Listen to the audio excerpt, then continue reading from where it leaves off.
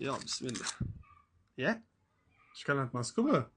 Aziz do'stlar, bugun sizlar bilan qisqacha puer choyi haqida.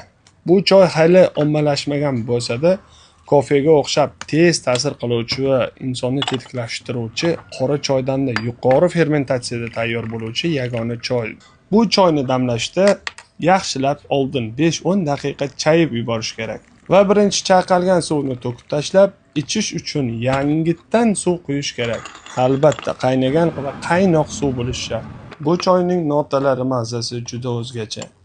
Yaxshisi bu choyni sovuq va iliq havoda ichgan ma'qul. Qish kunlari ancha insonga tetiklik va issiqlik beradi. Puer choyini shamasini, ya'ni zavarkalarini tashlab yuborishga shoshilmang. Bu choyni 2-3 martadan 7 martagacha qayta damlab ichish mumkin. Har damlaganingizda o'zgacha ta'm va o'zgacha hissiyot bo'ladi. Hoji Abdullohdan uzoqlashmang. Obuna bo'lishni va mehmon bo'lishni unutmang.